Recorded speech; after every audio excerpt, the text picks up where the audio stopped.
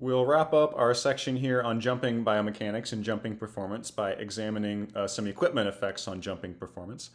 Depending on the type of jump you're doing, there's lots of different pieces of equipment that could assist you. Like if you're doing, say, a pole vault, I would argue that the characteristics of the pole are probably more important than the characteristics of the shoe that you're running in. But for the types of jumps that we've talked about in class, primarily jumping for height and jumping for distance without the assistance of a device like a pole, footwears and shoes are primarily the main thing where some sort of mechanical innovation there could feasibly influence your performance. And so we'll wrap up here with two studies examining footwear construction effects on jumping performance. This first one here for today, Stefanyshyn and Nigg 2000, will examine the influence, in the title here, influence of midsole bending stiffness on joint energy and jump height performance. So you should hopefully see some consistency here in things we've already talked about. In the previous lecture, the Kipp et al. Lecture, we introduced the notion of joint energy and of joints kind of behaving like springs that store and return mechanical energy. A joint, of course, is not like a passive spring like that physically, but it sometimes sort of behaves like that, and we'll revisit that today. And then the other element that we're seeing here for the not for the first time is this notion of inserting carbon fiber plates along the length of the shoe and affecting the bending stiffness of the shoe and the stiffness of one of the joints within the feet by adding that carbon fiber plate. And so that's what they were examining here, the influence of adding carbon fiber plates to the midsole of a shoe and its influence on jumping biomechanics and jumping performance. Here in the study, they compared three different types of shoes, and they call them a control shoe, a stiff shoe, and a very stiff shoe. All three of the shoes looked sort of like this, like the drawing in Figure 1. And I believe this was a prototype of a shoe that Adidas was making at the time that had carbon fiber plates inserted along the midsole here, similar to the Nike Marathon shoes that we recently talked about.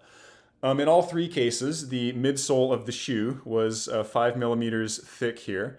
In the first case, in the control shoe, that whole midsole was made out of EVA foam, the typical stuff that most sports shoes are made out of. In the stiff shoe, part of that 5 millimeters was replaced with carbon fiber plates, I think with 3 millimeter thick carbon fiber plate. And then in the latter case, in the very stiff shoe, all 5 millimeters of the midsole thickness was taken up by carbon fiber plates. And that would be then stiffer since it was thicker than the earlier stiff shoe with just part of that midsole made up of carbon fiber plates. So in all three cases, the midsole itself was 5 millimeters thick, but just different fractions of it were made of EVA foam versus a carbon fiber plate along the length of the midsole there. So they controlled here for the midsole height. In all three cases, it was 5 millimeters. It just sometimes had carbon fiber plate and sometimes didn't have carbon fiber plate.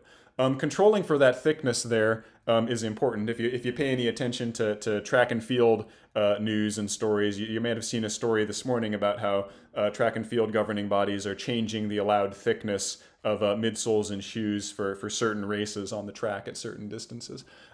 Track and field has only recently had rules for like long distance running, like longer races on the track and road races like marathons in terms of what the shoe can be made of and what construction can be in there in the midsole and how thick it can be, largely born out of the success of some of the shoes like the Vaporfly that we talked about a few lectures ago. If you go back and read the DePena lecture from a few lectures ago in this class where we talked about high jumping biomechanics for the sport of high jumping, he kind of notes in passing there that for jumping sports, for the jumping sports in track and field, like the long jump and the high jump, they've had rules for quite a while, for several decades actually, on how thick the midsole can be. So rules there at the international level greatly predate recent rules on midsole thickness for endurance running sports. Now, why is limiting the midsole thickness here for competition purposes good, and why is it good scientifically for comparing shoes? Well, imagine if this midsole was in one case 5 millimeters thick, and in another case it was 15 millimeters thick, right? Then in the latter case with the 15 millimeters, you're getting an extra centimeter above this 5 millimeter shoe. And so if it's an extra centimeter thick, you're starting above the ground. When you start your jump, before you've even left the ground, you're potentially starting with an extra centimeter of height of your center of mass above the ground. So it's increasing that initial potential energy that you leave the ground with, which is a big effect on how high your center of mass eventually gets to. So for fairness and competition, and for scientifically, for attributing any results you might see to something about what's inside the midsole, not to the differences in thickness of the midsole. It's a good idea, and it's a good thing that they did here to control for that thickness, to make all three of the shoes the same thickness and just vary what's inside that thickness, the amount of carbon fiber in there. Okay, why put a carbon fiber plate in a shoe here? Why might this have an effect on something like jump height? In the study here, they actually did an experiment on running and an experiment on jumping, and the running part actually takes up quite a bit of text in the paper here. I'm not going to talk about that at all since we've moved on from the running part of class. We're into the jumping section, so I'm just going to talk about the jumping part. But they did do an experiment here that was also on the mechanical energetics of the joints when people were running. So you should see some similarities here in the outcome variables. They examined the positive work and the negative work done at the three main joints of the leg, the hip and the knee and the ankle, when individuals were running or jumping in these three different types of shoes. The control shoe with just the EVA foam, the stiff shoe with a little bit of carbon fiber in the midsole, and the very stiff shoe with a lot of carbon fiber in the midsole. And you can see here they also added what looks like a fourth joint, an MP joint. And what is that exactly? Let me pull up my video here for those of you that don't know this term. MP there stands for metatarsophalangeal joint. And this is basically the toe joint. If you think of the toes of your feet being comprised of a single joint, that's what's being modeled and represented there. And let me pull my foot up here to try and demonstrate this for you guys. I've not cut my toenails recently, so sorry if this looks kind of grody.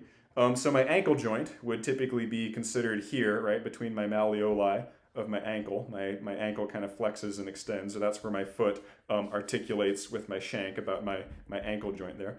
The MP joint, or the metatarsophalangeal joint, is if you kind of lump all my toes together here into like a single rigid body that's distinct from the rest of my foot, and then if you like draw a line there across the top of the knuckles of my toes. That axis there that runs through like all 5 knuckles of my toes there, that axis that I'm flexing and extending my toes about right now is the MP joint, or the axis of the metatarsophalangeal joint. Okay? So they were here examining the mechanical work and the energetics in terms of absorbing energy and releasing energy at the hip and the knee and the ankle, like we saw in the KIP study last time, but we're also calculating those same things at the MP joint, or the metatarsophalangeal joint within the foot there, which you might naturally kind of intuitively think would be affected by changing the bending stiffness of that joint by inserting a stiff plate along the bottom of the midsole. So that was the motivation there for examining that joint. The setup of the study here is a little confusing. For jumping, it sounds like they actually did 2 different experiments. They had 5 distance runners here who did the running part of the study, and I think those same 5 runners also did the jumping part of the study, where they jumped in all 3 shoes, and while they did the jumps, they measured their motion and the forces under their feet, and from those data computed the energetics, the mechanical energetics of the joints. The jumps that they did here are described as one-legged maximum vertical jumps with a running approach. And so this is kind of like if you're trying to dunk a basketball, right? You would probably get a running start, and you would probably, at least most people, would jump off of one leg. Some people jump off 2 legs, but a lot of people who, when they're doing like a basketball style jump there, would jump off of 1 leg. Okay? And so that's what they were testing here in terms of the movement that was studied and tested. They got a running start and then jumped as high as you could off 1 leg, wearing the control shoe, wearing the stiff shoe with a little carbon fiber, and wearing the very stiff shoe with a lot of carbon fiber. And in those 5 subjects, I think those were the 5 that they measured the detailed biomechanics data and were able to compute the energetics of the joints that we see later on. They also then, if I'm understanding right, did a separate experiment with those same 5 original subjects, and then an additional 20 subjects where they examined jump height in the different shoes. And here it looks like they only compared the control shoe and the stiff shoe with the 3 millimeters of carbon fiber in it. It looks like they didn't do this larger experiment with the very stiff shoe with the thicker carbon fiber plate in it. So in the vertical jump height, they only had the control shoe versus the stiff shoe, but not versus the stiffest or the very stiff shoe. Okay. And so here they were doing it in a larger group of subjects, but if I'm understanding it right, they didn't have the detailed biomechanics data. They just had the jump height there. Okay, how did this turn out?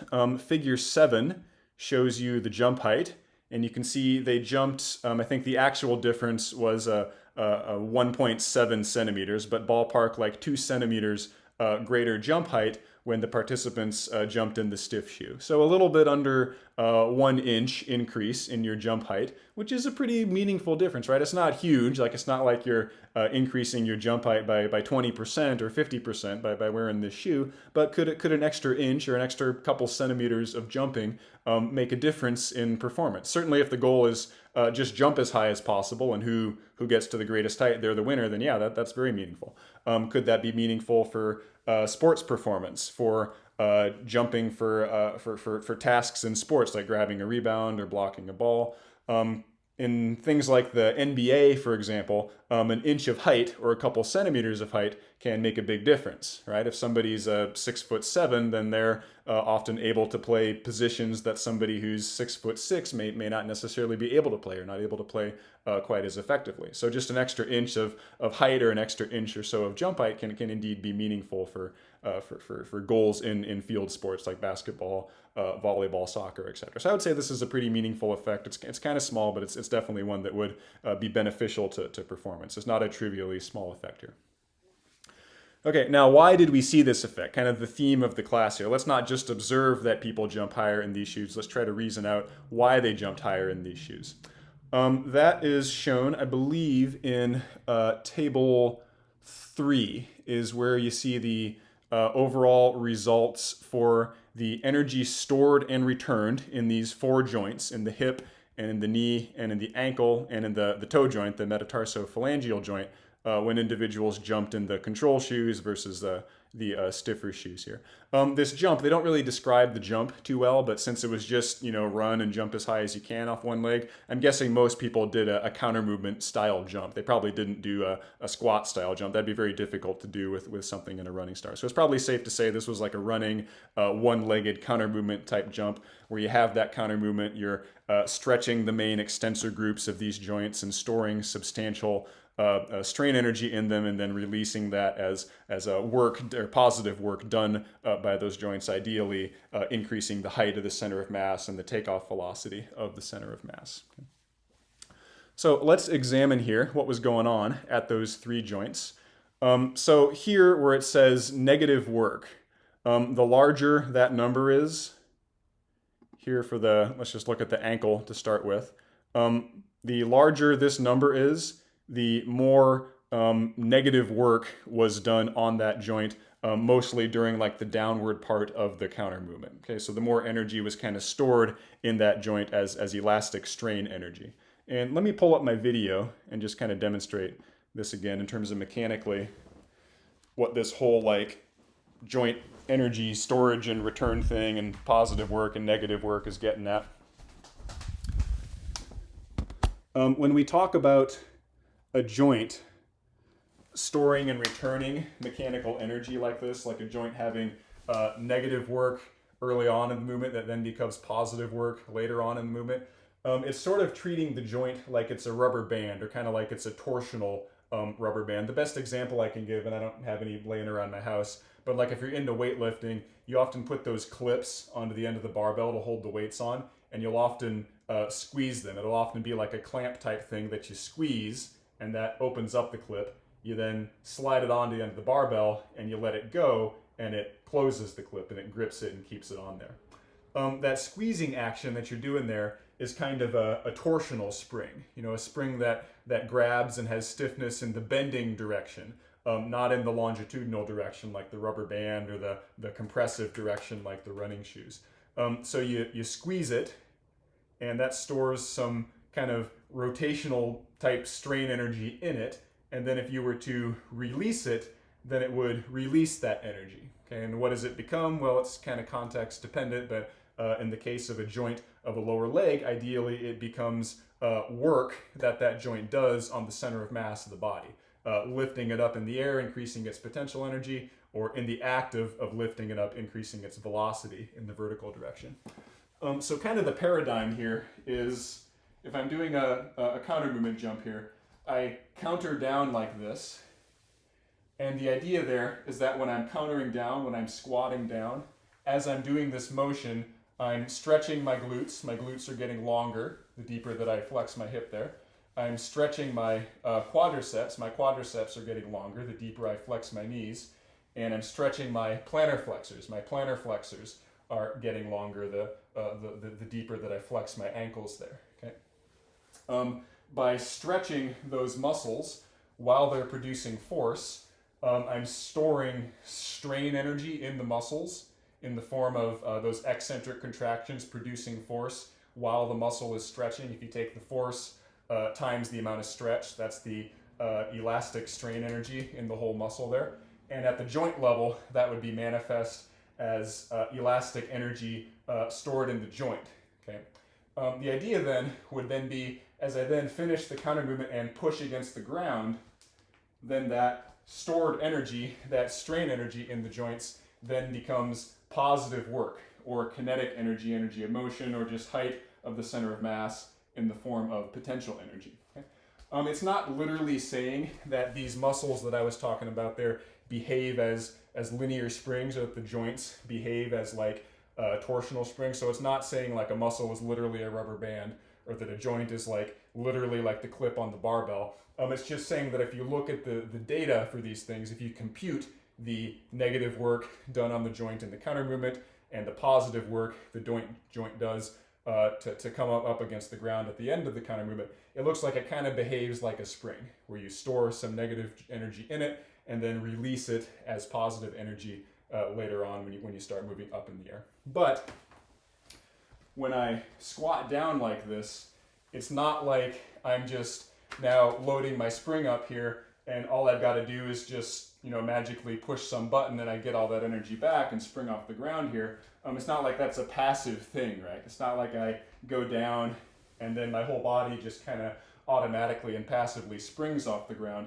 I've got to do that spring-like action with my own voluntary muscular efforts, right? I still have to use my muscles and produce force and consume energy, metabolic energy with my muscles to push against the ground like this, okay? So it's not like the rubber band where I'm directly converting that strain energy to kinetic energy, okay? I'm still having to voluntarily and actively use my muscles to perform that positive work. So it's more of an observation that the muscles and joints seem to kind of behave like springs, or they appear to be sort of like springs, but in terms of their structure and detailed mechanical function, they're of course not literally springs. It just seems like they kind of behave like springs.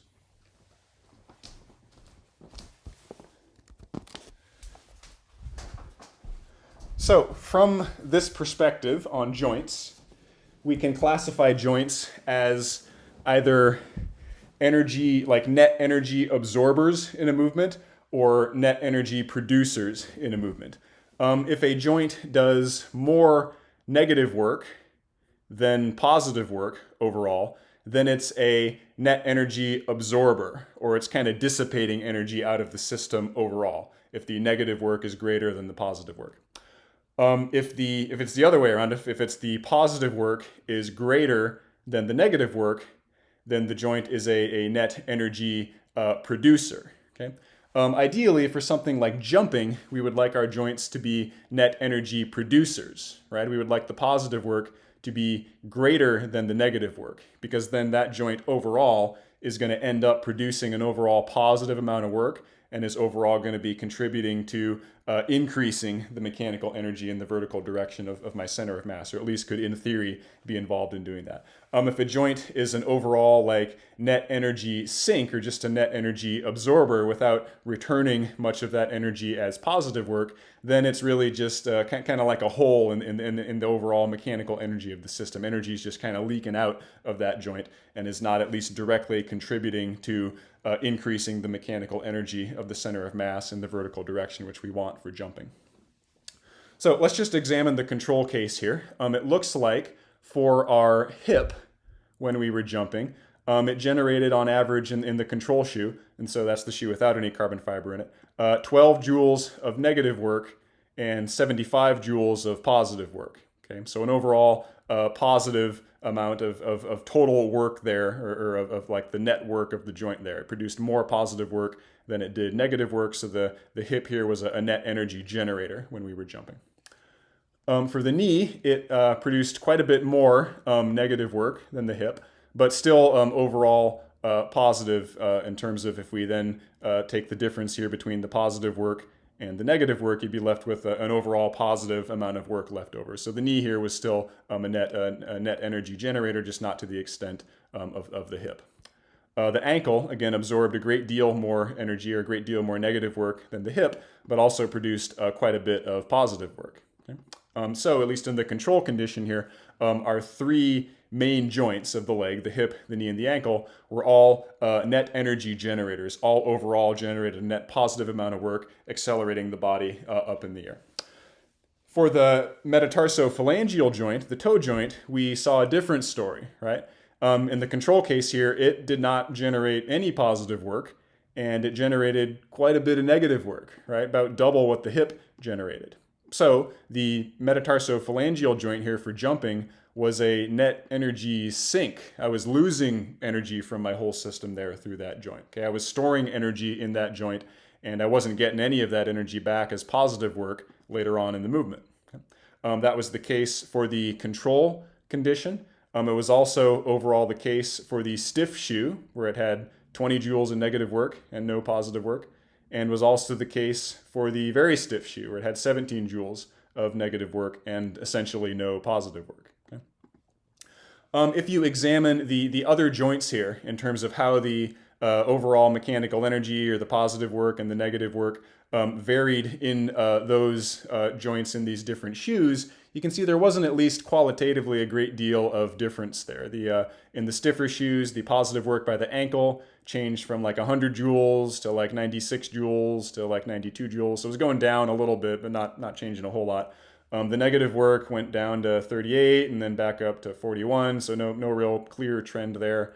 For the knee, we're at 60-something in the control shoe, 60-something in the stiff shoe, 60-something in the very stiff shoe, 40-something all the way across on the negative work, and similar story here for the hip. 75, 70-something, 70-something, 12, 14-something, 12-point-something. So across the main big three joints here, like the hip and the knee and the ankle, no real dramatic effect here on, or no consistent effect here on the amount of work or the type of work these joints were doing. You could possibly say here that the ankle was doing a little bit less positive work the stiffer the shoe got, and the knee was doing a little bit more positive work the stiffer the shoe got. So maybe those were kind of offsetting each other. So so maybe a difference in where the positive work was done, whether it was by the ankle or whether it was by the knee, but no real difference here overall in the total amount of positive work that was done.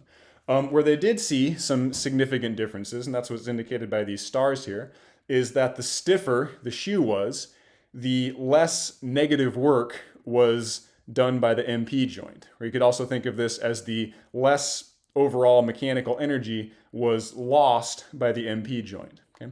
And this kind of harkens back to what I was saying about the function of shoes in running, where every step that you take, the running shoe, is a net energy sink. You're storing some energy in the shoe, and you're getting some of that energy back, but you're never getting all of it back. It's always losing a little bit, and that's why you want a high amount of energy return in a running shoe. You want to lose as little as possible. So it looks like that was also what was happening here with the stiffer shoes in the jump height experiment here. Remember when they compared the control shoe here to the stiff shoe, people jumped about 2 centimeters higher in the stiff shoe. And why was that? Well, there's no real obvious explanation for it if we look at the energetics of the hip and the knee and the ankle here. There's not a whole lot of consistent trends there. Again, we see an increase in the positive work done at the knee, but also maybe that's kind of offset by a decrease there in the positive work done at the ankle. But what else could possibly explain this? Well, maybe it's the fact that as we jumped in stiffer shoes, the amount of energy lost by the metatarsophalangeal joint was decreased. Okay? Now this kind of makes sense. I'm going to go run to the living room quickly and grab an example here of a shoe to show this to you guys with.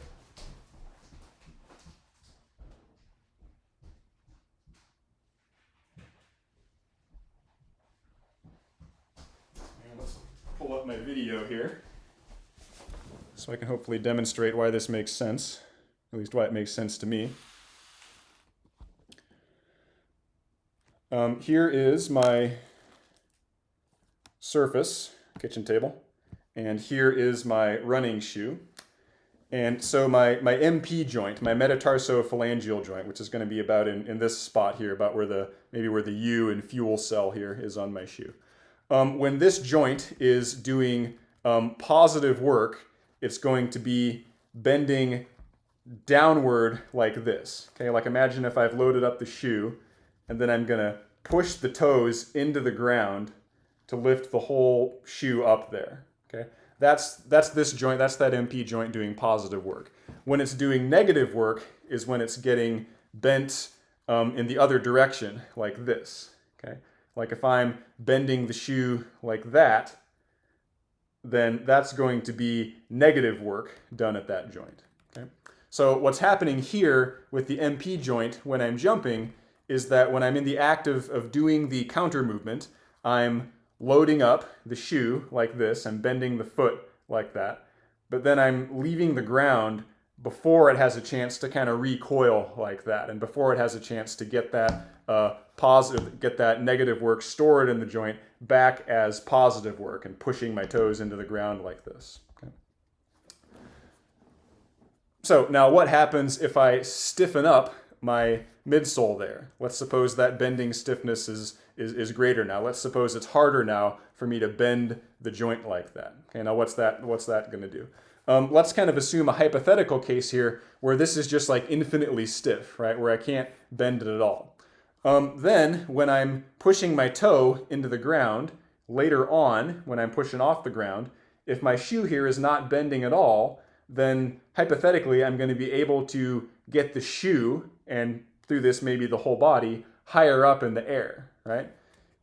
It's all kind of about where along the shoe are you bending here. If it's infinitely stiff, if it's just really, really rigid, then I'm just going to bend kind of all the way along the toe of the shoe there. And I'm going to go pretty high up in the air. I'm going to add a lot of potential energy to my system there, and as I'm doing it, be adding some kinetic energy. If it's more compliant there, if it can bend along the toe there, then maybe my toes stay on the ground, and maybe I bend it up like this, and then not as much of the shoe is getting up in the air. I'm not adding as much to the potential energy. I'm not adding as much to the kinetic energy of my center of mass as I'm moving up in the air like that. Okay? So I think it's less about, in this case, less about adding bending stiffness to the shoe to get like this recoil action to help like the toes push you off the ground like that, and more about limiting how much energy is lost due to deformation of the shoe. So minimizing how much the shoe can bend and making it stiffen up, and through that stiffer action there, when you do push off the ground with the ankle and the knee and the hip, getting a little bit higher because of that, because you're not dissipating, you're not losing as much energy through the bending of the midsole there. Okay, at least that's my theory here on why this is beneficial. And this is kind of a leading paradigm now for a while on the mechanical design of running shoes, viewing shoes as something that inevitably loses energy with each cycle of motion, whether it's a jump or whether it's a run or some other sport, and designing the shoe to remain comfortable, of course, but in that also still trying to minimize how much energy is lost by the shoe, or getting the shoe to return the largest fraction possible of the energy that you store in it. So I think that's what's happening here also with jumping, similar to what we saw in running, and that's why the carbon fiber plates here in the shoe seem to be able to increase jump height a little bit. Okay, that is it for today.